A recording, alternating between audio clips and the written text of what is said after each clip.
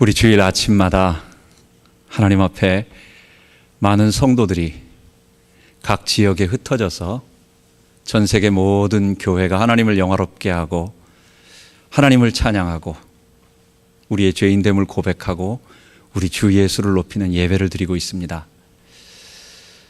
이것은 예수님께서 십자가에 달려 죽으시고 부활하신 이후에 성령으로 함께 하셔서 온 지구상에 하나님을 따르는 하나님의 새로운 백성들, 그리스도께 순종하는 거듭난 새로운 백성들을 창조하시겠다고, 교회를 남기시겠다고 약속하신 그 약속 때문에 그렇습니다. 예수님께서 가이사라 빌립보 지방에서 제자들에게 물어보십니다. 사람들은 나를 누구라고 하느냐?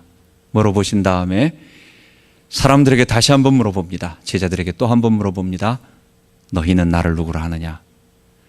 그때 베드로는 예수님은 바로 우리를 위하여 죽으실 구약에 예언되어진 바로 그 그리스도십니다 라고 고백을 했더니 예수님께서 그때서부터 중요한 말씀들을 바로 제자들에게 해주신 것입니다. 그게 유명한 마태복음 16장에 있는 말씀입니다. 예수님은 자기가 그리스도인 것이고 그 다음에 십자가에서 죽으시고 난 이후에 이 세상에 벌어질 일들과 그리고 앞으로 어떤 일이 있을 것이다라고 하는 것을 말씀해 주시면서 주님은 자기를 대신할 하나님의 나라를 회복할 하나님의 교회를 이 땅에 남겨두시겠다고 말씀하신 것입니다. 너는 베드로라, 내가 이 반석 위에 내 교회를 세우리니. 올바른 신앙 고백의 바탕 위에 하나님 아버지 계시고 내가 죄인임을 고백하고 그 예수님의 보혈의 피가 아니고서는 내가 구원받을 수 없다라고 하는 이 진정한 고백을 한 신앙 고백 위에 주님의 교회, 우리 주님의 교회, 예수님의 교회 세우시겠다고 약속하시고 이 교회를 하는 일이 있어요. 이 교회는 음부의 권세와 싸우는 일을 해나가는 것입니다. 그렇기 때문에 음부의 권세가 이 교회를 침범치 못한다. 주님은 그렇게 말씀해 주시는 것입니다. 그리고 나서 마지막으로 세 번째에 예수님께서 교회가 해야 할 일, 교회가 이 땅에 남겨준 목적, 교회를 세우신 목적에 대해서 말씀하십니다. 내가 천국 열쇠를 내게 주리니, 내가 땅에서 매면 하늘에서도 매이고 내가 땅에서 풀면 하늘에서도 풀리리라. 교회는, 올바른 신앙 고백 위에 세워진 교회는 예수님의 이 천국 열쇠를 받아서, 여러분 열쇠가 뭐 하는 겁니까? 열쇠는 일단 여는 거예요. 즉 죄인들이 천국에 들어갈 수 있는 방법은 아무 데도 없어요. 도저히 방법이 없어요. 그런데 하나님께서 예수 그리스도를 통해서 십자가의 보혈로 구원받은 하나님의 사람들인 공동체를 통해서 지역마다 흩어져서 다 예수님을 섬기고 찬양하고 있는 이 작은 지역교회들을 통해서 주님은 그들을 통해서 세상의 죄 가운데 빠져 있고 멸망 가운데 빠져 있고 다 뒤틀어져서 아담의 범죄로 다 뒤틀어진 이 세상을 회복해서 하나님 백성으로 만들 수 있는 그 천국 열쇠를 주겠다고 약속하신 것입니다. 그래서 교회는 하나님께서 세상을 회복하고 하나님의 창조 목적을 회복하는 목적이요, 하나님의 방법이요, 최후의 하나님께서 만대와 만대에 감추셨던 그 비밀이 드러난 것입니다. 오늘 본문은 바울이 이러한 교회를 헬라 지역 데살로니가에 가서 증거하고 나서 거기에서 복음 받은 사람들을 찾아냈습니다. 그리고 데살로니가 교회가 세워졌어요. 이 교회가 이제 어느 정도 성장되고 난 다음에 약간 바울이 이제 급하게 나오는 바람에 핍박 때문에 나오는 바람에 어쩔 수 없이 나와서 바울이 이제 그들에게 이제 어떻게 돌아가고 있는가라고 하는 것들을 살펴보고 나서 편지를 하는 것입니다. 그래서 오늘 본문은 바울이 데살로니가 교인들에게 자기가 데살로니가 교회를 세울 때 당했던 그 아픔 또는 어려움, 그런 힘든 것들을 이야기하면서 회상하면서 복음을 전하는, 하나님께서 우리를 복음 전하는 자로 불러주셨고 나를 복음 전하는 자로 복음을 부탁해 주셨고, 그리고 그 복음을 받고 너희가 교회가 형성되어서 이렇게 아름답게 되었다라고 하는 것을 이야기하는 그런 본문입니다. 그래서 오늘 우리는 이 본문을 통해서 복음 전하는 자의 자세,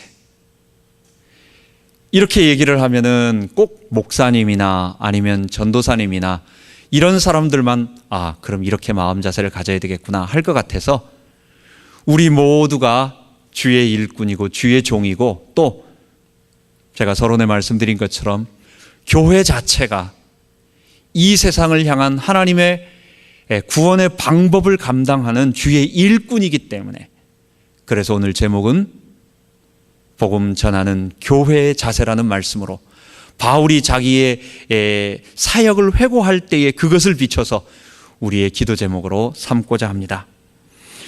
첫 번째, 복음 전하는 성도와 주의 일꾼과 교회는 어떤 자세를 가져야 되느냐?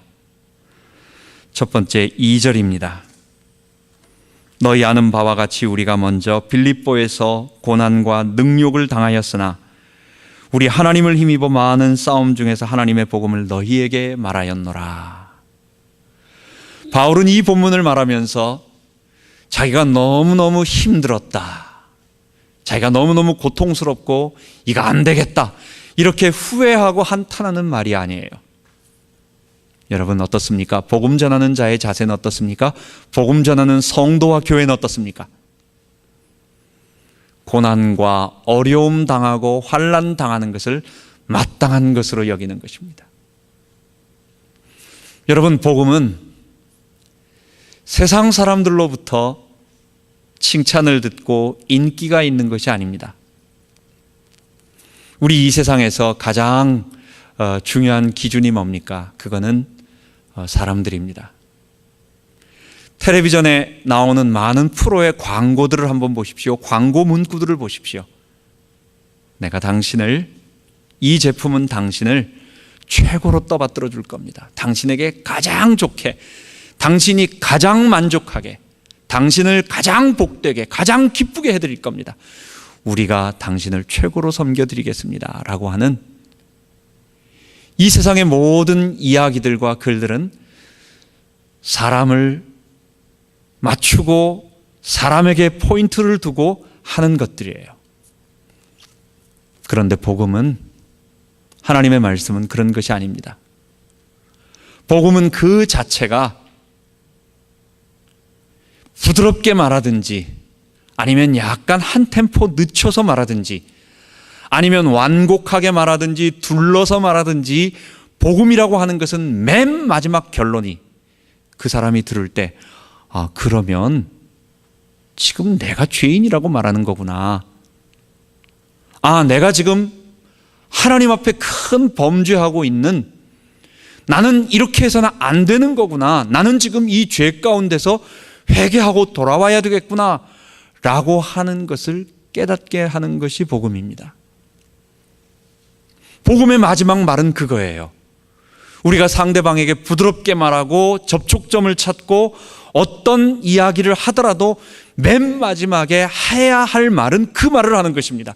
우리는 지금 하나님을 대적하고 있는 피조물이고 지금 이렇게 죄 가운데 우리 죄의 본능이 욕구가 요구하는 대로 살아가면 큰 멸망과 사망 가운데 가게 되는 거라고. 여러분, 이게 기분 나쁜 거예요. 그 사람들이 복음을 제대로 들으면 우리가 아무리 진지하고 겸손하고 무릎 꿇고 그들에게 겸손하게 말해줘도 그 사람은 맨 마지막에 가서, 그래? 내가 하나님 앞에 죄인인가? 나는 지금 이대로 살면 안 되는가? 나는 하나님 앞에 큰 범죄를 저질렀구나 라고 하는 사실을 깨닫고 이 복음 앞에 자기의 가슴을 내어 찢고 회개하고 이 복음을 받아들이든지, 이건 자기를 꺾어야 돼요. 이건 자기가 내려와야 돼요. 아니면 어떤 일이 벌어지겠습니까? 그걸 거부하는 것입니다. 그런데 대부분 죄의 본성을 가진 사람들은 이것을 거부하기 때문에 이 복음을 제대로 전하면, 이 복음을 말하기 시작하면 결국은 사람들은, 좋아하는 사람들이 일부가 있지만 우리는 그 일부 때문에 하는 거예요. 좋아하고 순종하고 회개하고 복종하는 사람이 소수가 있고 대다수는 무관심하거나 대다수는 거부하고 핍박하고 극렬하게 반대하는 것입니다. 예수님께서 승천하시고 나서 제자들이 이제 복음을 막 전하기 시작합니다. 초대교회에서 얼마나 큰 역사가 일어났습니까? 안진뱅이가 일어나고, 또는 귀신이 떠나가고, 또는 질병에 걸린 사람들이 베드로가 지나가고 바울의 손수건만 대도 귀신이 떠나가고 질병이 치유됩니다. 이런 엄청난 역사가 일어나는데도 불구하고 사람들은요, 일부러 거부하는 거예요. 그걸 싫어하는 거예요. 그리고 나서 사도들을 잡아다가 감옥에 가두고 매질을 하고 협박을 합니다. 사도행전 5장에 제자들을 불러놓고 너희가 다시는 예수 이름으로 말하지 말라라고 협박하고 매질하고 내어놓습니다. 그때 제자들이 뭐라고 말합니까? 제자들은 우리가 능욕받기로 합당한 자로 여김받은 것에 대해서 감사했다라고 말합니다.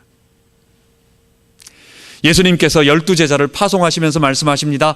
너희가 복음 전할 때 사람들이 너희를 칭찬할까, 너희를 받아들일까 기대하지 말라고요. 사람들이 너희를 미워할 거라고. 근데 먼저 너희를 미워한 게 아니라 나를 먼저 미워했다고. 사람들이 너희를 능욕할 거래요. 여러분, 우리가 예수 이름을 적당하게 말하니까 사람들이 멋모르고 그냥 그런가 보다 하고 아무 말 안 하지요.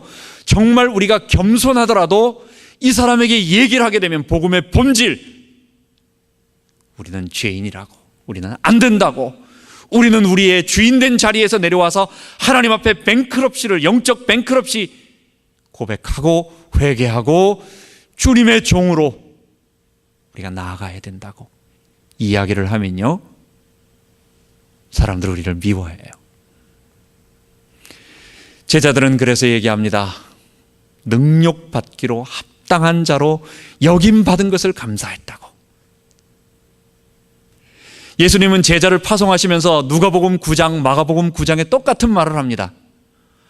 어떤 사람들이 예수님을 따르지 않는데 예수 이름을 흉내내면서 귀신을 쫓아내는 그런 일들, 행위를 하고 있어요. 그러니까 제자들이 얘기합니다. 저 사람이 우리를 따르지 않으면서도 예수 이름 갖고 무슨 일을 한단 말이에요. 저들을 하지 못하게 할까요? 했더니 예수님이 말씀하십니다. 그냥 두어라. 우리를 반대하지 않는 자는 우리를 위하는 자니라. 여러분, 우리는 어딜 가나 이 복음을 반대하는 사람들의 극렬한 반대에 부딪히게 되어 있어요. 그렇기 때문에 우리를 그냥 놔두는, 아무 소리 안 하고 놔두는 사람은 반대만 안 해도 우리를 위하는 사람이, 복음은요, 그 자체가 우리의 잘못 때문이 아니라, 우리가 막 이상하게 행동해가지고 받는 건 그거 우리 잘못이고, 그거 아니고 진실되게 겸손하게 복음을 전해도 이 복음의 내용 자체가 사람들의 죄의 본성을 거스르기 때문에 부딪히게 돼 있어요. 그래서 복음 전하는 교회, 복음 전하는 우리 성도들의 우리 마음 자세, 우리는 마땅히 고난과 능욕과 무시와 멸시받는 것은 당연하다라고 마음 자세를 가지라고 바울이 말하고 있는 것입니다. 그런데 오늘날 문제는 우리가 올바른 복음을 제대로 전해가지고 사람들로부터 고난을 당하고 고통을 당하는 것이 아니라 사람들이 이제는 우리를 무시하고 있는 상황이, 또는 심하게 말한다면 멸시하고 있는 상황이 되어버려졌습니다. 복음을 아무리 말해도 사람들이 이제는 그 복음의 내용 자체 때문에 이 복음을 받아들일 거냐 안 받아들일 거냐라는 마지막 기로에 서가지고 죄의 본성이 거부하는 바람에 이 복음을 핍박하고 반대하는 이런 일이 일어나는 게 아니라 아예 복음 자체를 팔짱 끼고 앉아서 우습게 생각하고 멸시하고 있는 상황이 되어버린 것입니다. 여러분, 그것은 C.S. 루이스가 말하는 것처럼 복음이 물탄 기독교가 되어버려서 그래요. 사람들이 어느 날 갑자기 이 복음의 내용이 순수하게 하나님과 우리의 죄인됨, 하나님 앞에서 우리의 죄인됨을 정말 논리적이기도 하고 실제적이기도 하고 성경적이기도 하고 이 모든 것을 가르쳐 주면서 그 앞에 겸손하게 이 진리를 받아들이라고 가르쳐지는 게 아니라 복음의 내용 자체에 대한 자신감이 잃어버리게 돼가지고 사람들이 이 복음을 말하면 사람들이 싫어할 거야, 부딪힐 거야, 그래가지고 사람들이 좋아하는 것들을 자꾸만 집어넣어 버렸어요. 이 사람들이 이런 말하면 좋겠지 해서 이것도 끌어다 드리고 저것도 또 끌어다 드리고 또 싫어할 만한 말들은 슬슬 안 하면서 그래가지고 여러 개가 다 섞여 있는 거예요. 저는 음료수 중에서 열대 과일 음료수 중에서 몇 개 이 음료수가 섞여가지고 열대 과일들 맹고가 있고 무슨 뭐 키위도 섞여 있고 뭐 한 몇 가지 과일이 건강 음료라고 해가지고 섞여 있는 이런 걸 사서 먹어본 적이 있습니다. 이걸 도대체 무슨 맛으로 먹으라는 건지. 여러분, 물탄 기독교가 바로 C.S. 루이스가 그렇게 말한 것입니다. 복음의 본질 때문에, 복음 내용 자체 때문에 예수님이 정확하게 복음의 내용을 전함으로 유대인들에게 핍박을 받고 바울과 초대교회 성도들이 복음의 십자가의 진리를 정확하게 그 사람들에게 겸손하게 우리의 진정을 다해서 전했음에도 불구하고 복음 내용 자체 때문에 거부받는 게 아니라 사람들이 싫어할 말들은 다 빼버리고 사람들이 좋아할 것들 같은 여기저기 성공, 축복, 치유 아니면 이상한 여러 가지 좋아하는 것들을 다 섞은 다음에 이 사람들에게 종합 비타민이라고 내어주니까 아무에게도 해당되지 않는 사람들이 이런 기독교 같으면 우리가 왜 믿을 거냐? 감기가 들려가지고 콧물이 나고 재채기가 나오고 머리가 계속 아픕니다. 그래서 약국에 갔어요. 그래서 커프가 있기도 하고 아니면 콧물 이런 것들을 다 하는 약이라고 해서 샀습니다. 그래서 그것을 먹어봤어요. 하루 이틀 3일을 먹었는데도 전혀 증상이 나아지지 않는다. 여러분, 그 약을 누가 사겠습니까? 그 약을 누가 다시 가서 그것을 감개하라고 다시 사겠습니까? 마치 소금이 아무런 짠맛을 내지 못하기 때문에 바깥에 던지워져 가지고 사람들이 밟아버리는 이런 비참한 현상이 일어나게 된 것입니다. 그게 뭐냐? 물탄 기독교, 지금은 더 나아가서 변질된 기독교가 되어버린 것입니다. 그 변질된 기독교에는 두 가지인 것입니다. 그게 기독교 기본 진리 속에 예수님께서 책망하셨던 초대교회 소아시아에 있었던 7교회 중에 현대에 있는 미래에 있을 모든 교회들의 모델되는 그 교회가 앞으로 어떤 메시지와 어떤 진리로 오염이 될 것인가, 이 진리가 바꿔지고 오염될 것인가라고 하는 것에 두 가지, 그게 니골라당의 교훈과 이세벨 바알 숭배인 것입니다. 니골라당 교훈은 영적 메시지를 강조하므로 우리의 육체에 대한 무한한 자유, 교회 나와서 구원은 받았는데 교회 나와서 하나님 백성이라고 구원은 받았다고 만족을 하고 확신은 갖지만 실제 삶에서 구원받은 것과 삶은 주일의 삶과 일요일과 그 다음에 평일의 6일의 삶이 전혀 딱 구분이 되어지는, 교회 안과 교회 밖이 완전히 구분되어지는 이러한 삶, 이것이 바로 니골라당의 교훈인 것입니다. 사람들이 이런 기독교를 보고 그거는 내가 갈 이유가 없다라고 말하는 것입니다. 무시하는 것입니다. 이세벨 바알 우상 숭배 교회가 있습니다. 진리가 있습니다. 이것은 사람들이 하나님을 우상으로 내 필요한 것을 채우는 물신 숭배하는, 그래서 하나님께 순종하고 그분을 의지하며 나아가는 것이 아니라 번영신학, 이것이 바알 우상 숭배 이세벨의 교훈인 것입니다. 그래서 우리는 무시와 멸시당하는 기독교에서 이제는 복음의 올바른 진리를 증거함으로 말미암아 그것 때문에 당하는 진리는 뭡니까?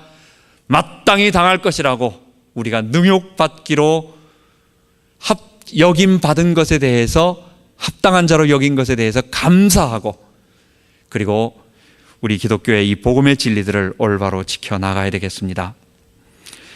두 번째로 복음 전하는 교회의 올바른 자세는 두 번째가 있습니다. 4절에 말하는 것입니다. 사람의 영광을 구하지 않고 하나님을 기쁘시게 하는 것입니다. 우리가 이같이 말하면 사람을 기쁘게 하려 함이 아니요 오직 우리 마음을 감찰하시는 하나님을 기쁘시게 하려 함이라. 여러분, 사람들의 기준, 정치가의 기준, 연예인의 기준, 기업가의 기준, 여러분, 그들의 모든 관심과 그들의 절대 기준은 뭡니까? 사람들인 것입니다. 옳으냐 그르냐가 아니에요. 이것이 정말 올바르냐, 이것이 틀렸느냐, 이것이 유익하냐라는 것이 아니라 사람들이 좋아하느냐. 정치가들 한번 보십시오. 표만 된다고 하면 그 사람 말에 인정할 수밖에 없는 것입니다. 요즘 공화당이나 이런 데에서 점점 전전긍긍하는 게 뭡니까? 이 세상의 대세가 지금 동성연애 인정으로 가고 있습니다. 거기에는 막대한 돈이 있고 지성인들일수록 이런 머리에 이 지성으로 굉장한 자유라고 하는 것을 느끼기 때문에 이전에 어떤 그런 육체적인 어떤 이런 것보다도 이 이성의 자유이기 때문에 이 사람들은 동성연애를 그렇게 싫어하지 않아요. 그래서 동성연애는 지성인들 가운데, 아주 많이 성공한 사람들 가운데 많이 만연하게 퍼져 있습니다. 그러다 보니까 이 사람들이 이것을 적극적으로 밝히면서 로비하면서 표를 몰아가니까 지금 미국에서도 12개 주가 동성연애를 갖다가 인정을 합니다. 워싱턴 DC와 그 다음에 12개 주가 동성연애를 인정해서 결혼을 인정하고 있고, 그리고 8개 주는 이거는 스폰서 자기 파트너 등록제라고 해가지고 파트너를 인정한다고 해가지고 시민연합이라고 해가지고 이것을 갖다 동성연애 결혼을 인정하는 쪽으로 지금 가고 있습니다.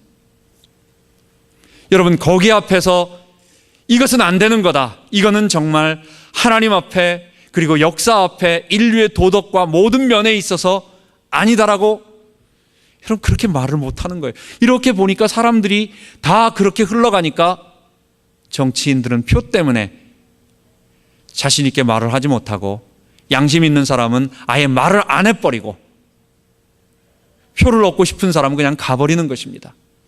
연예인들은 어떻습니까?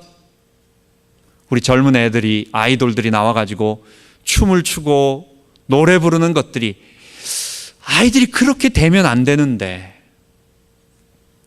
오히려 점점 자극을 세게 해줘가지고, 옛날에 우리가 봤을 때는 야, 저거는 어른들도 저렇게 해가지고는 저거는 안 되는 건데 라고 느낄 정도의 선정적이고 자극적인 말들과 그런 것들을 공중파에서 아무런 것도 없이 그냥 계속해서, 무엇 때문에? 사람들의 자극을 맞추니까, 사람들을 맞추니까 그런 것입니다. 요즘 30대 아저씨, 싸이 아저씨도 추는 춤이 별로 그렇게 건전한 춤이 아니에요. 여러분, 이런 가운데 우리는 사람이 기준이 아니고 복음 전하는 교회, 복음 전하는 성도, 복음 전하는 우리 모든 주의 일꾼들은 우리가 복음 때문에 고통당하고 어려움 당하고 우리가 환난 당하는 것을 당연한 것으로 여기고, 올바른 복음 때문에 그렇습니다. 좁은 길로 걸어가는 것입니다. 우리가 좁고 협착한 길로 걸어가는 것입니다. 두 번째, 우리는 사람을 두려워하지 않습니다. 사람의 인기를 구하지 않습니다. 우리는 살아계신 하나님을 두려워하고, 우리는 그 하나님의 말씀을 따라서 사람들로부터 무시와 사람들로부터 인기가 없음, 왕따를 당하는 모습이 있다 할지라도 우리는 하나님 앞에 한 걸음 한 걸음, 왜? 우리는 보이는 사람들보다 보이지 않는 하나님을 더 두려워하기 때문에 그렇습니다. 갈라디아서 1장 10절에 보면 이제 내가 사람을 좋게 하랴 하나님을 좋게 하랴. 사람을 기쁘게 하는 사람의 기쁨을 구하는 자라면 나는 그리스도의 종이 아니었다고. 바울은 가면서 많은 고통을 당했습니다. 심지어 교회 안에서도 어려움을 당했어요. 복음을 전해서 유대인의 핍박 이해할 수 있습니다. 이방인들의 핍박 이해할 수 있습니다. 그런데 교회 안에서 예루살렘 계열의 히브리파 계열의 교회 안에서도 저거는 사도가 아니라고, 저거는 할례와 율법을 하지 않는다고, 인정하지 않는다고 말하면서 거짓 교사라고, 거짓 선지자라고, 저거는 사도가 아니라는 식의 공격을 복음 전하고 나면 살짝 들어와서 계속 그렇게 말하는 사람들이 있었어요. 바울은 거기서 정치적인 타협을 하지 않았습니다. 왜냐? 그게 복음의 본질이었기 때문에. 바울은 거기서 교리적인 타협을 약간 늦추지 않았어요. 왜냐? 그것은 문화적인 관습이 아니라, 갈라디아 교회에서의 그 할례 문제, 율법 문제는 문화 문제가 아니라 이거는 복음의 본질에 관한 문제였기 때문에 이거는 정치적인 타협이나 교리적인 타협을 할 수가 없었습니다. 그래서 갈수록 바울은 핍박을 당하면서도 피할 수 있었는데, 한마디 말만 안 했어도, 아니면 아예 그냥 입만 다물고 그냥 넘어갔어도 될 수 있었을지 모르는데, 바울은 사람을 기쁘게 하지 아니하고 하나님을 기쁘시게 하기 위해서 간 것입니다. 여러분, 복음을 전하는 올바른 자의 자세가 뭡니까? 우리 하나님을 기쁘시게 하자고요. 우리 사람을 두려워하지 말고 사람의 인기를 구하지 말고. 여러분, 우리가 주의 종이 되고 이 교회에 나와서 우리가 하나님의 백성이 된 것은 우리는 사람 인기와 전혀 상관없겠다라고 작정을 하고 이 길로 들어선 것입니다. 우리는 사람들 칭찬이나 사람들의 인기 우리 바라지 않고 하나님을 기쁘시게 하겠다라고 한 것입니다. 여러분, 우리 그 길을 걸어가자고요. 세 번째입니다.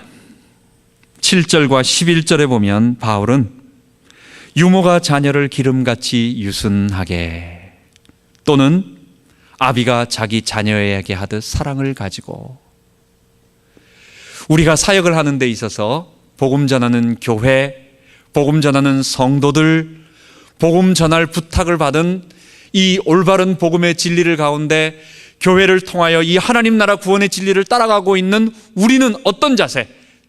하나님 앞에는 그분을 기쁘시게 하고 사람을 두려워하지 않되, 이 사람에 대해서도 우리가 고압적인 자세라든지 아니면 우리가 딱딱한 자세, 주장하는 자세로 하지 않고 우리는 어떤 자세로 해야 되겠습니까? 유순한 자세로. 유모가 아이를 기를 때에 이 아이에게, 야, 너 몸에 건강에 좋으니까 그냥 아이는 강하게 키워야 돼, 그래가지고 막 새벽에 일어나가지고 찬물에 목욕시키고 막 운동하게 만들고 밥도 먹으라고 그러고 막 이렇게 합니까? 아니에요. 이 아이가 어떻게든지 잘할 수 있도록, 우리 엄마들은 딸 자식들을 키울 때 어떻게 합니까? 이 아이가 불면 날아갈까봐, 혹시 바람 불면 꺼질까봐 곱게 이 아이를 갖다가 정말 보호하고 감싸고 아끼고, 여러분, 그게 부모가, 그게 유모가 자녀를 기를 때 그런 마음으로 하는 거예요. 이 세상 사람들이 자기 죄인됨을 알지 못하고 다 방황하며 멸망 가운데서 살고 있습니다. 이들을 건질 때에는 하나님을 두려워하고 사람을 두려워하지 않는 담대함의 진리를 가지고 있지만, 우리는 사람 앞에 대해서는 그들에게도 우리가 너무 담대한 게 지나쳐가지고 사람에게 교만하다, 아니면 너무 딱딱하다, 이런 모습을 보인다는 것은 아니라는 것입니다. 그것은 우리에게 예수님께서 말씀하신 것처럼 사랑의 표현이 나타나야 하는 것입니다. 진정으로 아이를 사랑하는 자, 즉 나의 죄인됨을 알고 주님 앞에 무릎 꿇은 자는 이웃 사람에 대한 사랑이 넘치게 되어 있습니다. 그래서 우리는 그 고백을 해야 되는 것입니다. 마치 부모가 자녀에게, 아들에게 부모가 자녀에게 해줄 때는 이런 사랑들이 행동으로 나타나게 되는 것입니다. 어떤 행동으로 나타나느냐? 권면하고 위로하고 경계해 주듯이. 사랑은 여러 가지 행동으로 나타납니다. 여러분, 부부가요, 싸움을 하는데 진짜 무서워하는 것은 싸우는 게 아닙니다. 싸우는 건 뭡니까? 그나마 그래도 애정이 남아 있으니까 하는 거예요. 저 사람이 나한테 대해서 이런 행동을 해줘야 하는데, 또 저 사람을 나는 사랑하고 있는데 그 사랑이 안 돌아오니까, 저 사람은 딴 데 가 있으니까 그것에 대한 무시당함이나 어떤 그런 것에 대한 분노가 일어나서 거기에 대해서 말하는 거예요. 이건 아직 그 사람에 대해서 뭔가가 있는 거예요. 진정으로 무서운 게 뭡니까? 무관심입니다. 모든 정이 다 끊어져 버린, 그래서 아예 말도 안 하고 감정도 없고 느낌도 없고 행동도 안 하고 무슨 말을 하건 무슨 행동을 하건 아무 생각이 없는, 여러분, 그게 제일 무서운 거예요. 이건요, 싸우는 것보다도 더 무서운 거예요. 그래서 사랑의 비극은 뭡니까? 그게 무관심이라고 말하는 것입니다. 사랑은 잘했다 잘했다 잘했다 칭찬만 하는 게 아닙니다. 어떤 아이가 어렸을 때, 우리 어렸을 때는 아이들이 다 하니까, 애가 길거리에서 뭐 하나를 주워왔어요. 부모가 보니까 이거는 정상적으로 가지고 온 게 아니야. 떨어져 있는 걸 집어왔지만 주인이 있는 거란 말이에요. 그래서 부모가 그것을 혼내줘야 돼. 야, 이건 네가 가지고 오면 안 돼. 분명히 누가 너에게 준 게 아니라면, 정상적으로 준 게 아니라면 이거 잃어버린 사람이 있을 수 있고, 아니면 네가 남의 것을 남이 거기다 놔뒀는데 가져온 게 아니냐 해서 혼을 내가지고 못 갖고 오게 해야 되는데, 야, 너는 참 착하다. 야, 너는 가정을 생각하는 아이죠. 칭찬을 해줬어요. 애가 엄마가 칭찬을 해주니까 그 다음에는 조금 더 적극적인 행동을 합니다. 남에게 떨어져 있는 게 아니라 남이 어떤 곳에 놔둔 것을 가지고 오고, 이제는 주머니에 있는 것을 빼오고, 점점 커져갈수록 그게 확대돼 가는 거예요. 맨 마지막에는요, 살인을 해서 빼옵니다. 여러분, 이건 사랑이 아니에요. 그 마지막에 감옥에 갇혀가지고 사람을 죽임으로 큰 일을 저지른 그 사람에게, 그 부모 할머니에게, 그 엄마에게 말한 말, 엄마가 내가 그 어렸을 때에 그 일에 대해서 한 번이라도 책망하고 나를 혼내줬다라면,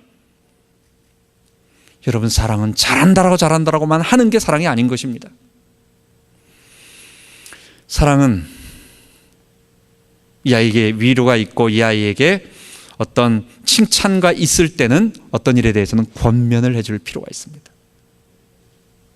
사랑은 이 아이가, 이 사람이 힘이 없어서 낭망하고 힘들어할 때는 곁에 가서 공감해 주기도 하고, 손만 잡아주기도 하고, 아니면 위로해 주기도 하고, 아니면 같이 가서 울어주기도 하고, 그래서 결혼식에는 안 가도 장례식에는 꼭 가야 하는 게 그것입니다. 가서 그냥 아무 말 안 해도 같이 울어주고 손만 잡아주고 가만히 같이 있어만 주는 것, 여러분, 이것이 사랑의 큰 모습입니다. 아니면 이 아이가 잘못했을 때는 책망하는 것으로, 어른일 때도 책망하는 것으로, 우리는 책망하고, 아니면 우리가 그 사람을 어떻게 말하는 것이 이 사람이 싫어할 것이다 라고 지레 생각할진 모르지만, 여러분, 그러나 진정으로 사랑으로 하는 행위는 다 알게 되어 있어요. 그래서 여러분, 우리 복음 전하는 바울이 이랬다라는 것입니다. 그럼 복음 전하는 주의 일꾼들인 우리, 복음 전하는 목사인 저, 복음 전하는 중직자인 여러분, 또는 복음 전하는 교회, 우리 교회는 어떤 자세를 가져야 되느냐? 어려움과 환난 당연한 것으로 여기고, 우리 선배들이 다 그렇게 걸어갔어요. 우리는 사람의 인기를 구하지 않습니다. 하나님을 기쁘시게 할 것입니다. 우리는 또한 사람들에 대해서 우리의 사역을 할 때는 유모가 자녀를 기름같이, 부모가 자식을 사랑하며 돌봄같이 아끼고 돌보며 그 아이가 이해할 수 있도록 행동으로 구체적으로 사랑하는 모습으로 사역을 할 것입니다. 이것이 오늘 본문에 나온 바울이 말한 이야기인 것입니다. 우리는 그래서 오늘 주신 말씀 중에서 3장까지 이야기를 더 정리해 볼 때, 이러한 바울의 사역, 받은 데살로니가 교회가 어떠했는가라고 하는 것을 바라보면서 마지막으로 우리 기도 제목을 우리들에게 적용해 보겠습니다. 첫 번째, 사일전 데살로니가 전서 2장 13절에 보면 이러므로 우리가 하나님께 감사한대요. 왜냐? 너희가 우리에게 들은 바 하나님의 말씀을 사람의 말로 아니하고 하나님의 말씀으로 받음이니 진실로 그러하다. 이 말씀이 너희 속에 역사하느니라. 여러분, 우리가 하나님의 말씀, 이 하나님의 말씀이 제일 많이 우리들에게 증거될 수 있는 일주일에 한 번이 있습니다. 그건 예배 시간입니다. 하나님은 성경에다가 하나님의 말씀을 기록해 두셨고, 그 다음에 그 말씀을 여러분들이 이해할 수 있도록 입체적으로 버벌 사운드를 통해서, 이 소리를 통해서, 그리고 예와 여러 가지 것들 해석, 주석적인 작업과 적용, 해석적인 작업을 통해서 여러분들에게 오늘 말하는 말을 하나님이 직접 하늘에서 공중에서 말씀하시는 것이 아니라 하나님께서 주의 종을 세우셔서 강단에서 설교로 말씀하시는 것입니다. 그렇기 때문에 일주일에 이 한 번, 우리가 한 30분에서 길면 40분, 이 짧은 시간 동안 일주일, 이 긴 시간 속에 있는 이 말씀을 사모하면서 하나님, 정말 하나님 말씀해 주세요. 이거는 우리가 좋은 설교 한 편 들으러 가는 게 아닙니다. 하나님 오늘 말씀하여 주세요. 하나님 성경에 기록된 하나님 말씀을 우리가 한 구절 한 구절, 한 장 한 장, 주로 우리는 한 장 중심으로 나갑니다. 한 장 한 장 말씀을 받아 나가는데 이번 주에 하나님 그 말씀을 듣고 나가기를 원합니다. 그래서 우리 교회는 강단을 중심으로 계속 나가면서 천국 갈 때까지 우리 주님이 말씀하신 성경에 기록된 말을 한번 깊이 알아보고 그 말씀을 배우기를 원합니다. 이런 말씀을 가지고, 이런 마음을 가지고 준비하며 기도하는 우리가 되어야 되겠습니다. 두 번째는 2장 14절과 3장 3절과 4절입니다. 바울이 이 고난당하고 있는 데살로니가 교회는 지금 고난을 당하고 있었습니다. 예루살렘에 있는 유대인들의 교회가 그 유대인들에게 고난을 당하듯이 너희들도 너희 형제들에게, 너희 백성들에게 고난을 당하고 있다고. 3장 12절에도 말합니다. 3장 3절과 4절에도 말합니다. 바울은 친히 말할 때 내가 떠나기 전에 너희들에게 앞으로 우리가 반드시 환난을 당할 것이다 라고 말한 것이 이것이라고 얘기합니다. 여러분, 그래서 환난 당하는 것을, 고난 당하는 것을 우리가 힘들어하지 말고 당연한 것이라고 여깁시다. 물론 제3세계나 이슬람권, 공산권에서는 물리적인 테러가 실제적인 고통으로 그들에게 다가옵니다. 지금 이 시대의 고통은 뭡니까? 우리 같은, 특히 거의 기독교 국가라고 말할 수 있는 미국, 여기에서 우리의 환난은 뭐겠습니까? 복음을 전해도 사람들이 듣지 않는, 어쩌면 마치 무시당하는 것 같은 이런 모습들. 여러분, 이거는요 아무것도 아니에요. 정말 이슬람권이나 공산권에서는 복음 전하다가 누가 내 이 말을 도청해서 나를 몰래 체포해가지고 북쪽으로 끌고 가는 거 아니냐라는 이런 위기와 두려움 속에서 벌벌 떨면서 사역하는 사람들이 있어요. 여러분, 우리는 아무것도 아닌 것입니다. 어떤 멸시를 당해도 괜찮습니다. 어떤 무시를 당해도 괜찮습니다. 원래 주님이 그렇게 말씀하셨어요. 이 복음은 듣는 자들을 위해서 말씀하시는 것이고, 이 복음의 말씀이 떨어지면 천천히 하나님의 열매가 맺히게 있다고, 되겠다고 말씀하신 것입니다. 여러분, 그래서 우리가 데살로니가 교회 2장과 3장을 통해서 우리 오늘 환난당함을 두려워하지 말고, 두 번째는 하나님의 말씀 받음을, 이 주일 설교를 하나님의 말씀으로 받으며 사모하는 우리 성도 되기 바랍니다. 우리 같이 기도하겠습니다. 하나님 아버지, 감사합니다. 바울은 교회를 세울 때에 예수님께서 이 교회를 통해서 세상을 다시 회복하고 하나님 백성으로 만드시겠다고 약속하신 그 말씀을 따라 교회를 곳곳마다 세우는데, 그 교회를 세울 때에 바울은 큰 핍박을 당했고, 주님, 하나님을 기쁘시게 하려고 했고, 주님, 그는 성도들을 대할 때에 유모가 자녀를 기름같이 유순하게 아비가 자녀를 사랑하며 사역하듯이 돌봄같이 그런 마음으로 했습니다. 하나님, 우리 교회도 복음 전하는 교회로서 세상을 향하여 이러한 자세를 가지고 사역하게 하시고, 또한 이 복음 받은 교회는 언제나 환난이 있었습니다. 지금 이 시대의 우리의 환난은 우리가 올바로 복음 전해서 고통당함이 아니라 복음이 멸시를 당함인데, 하나님, 우리는 이 복음을 올바로 전함으로, 하나님 이 복음을 제대로 전함으로 환난과 어려움, 주님이 당한 그 십자가의 길을 걸어갈 수 있도록 인도하여 주옵소서. 감사드리며 우리 주 예수 그리스도 이름으로 기도하옵나이다. 아멘.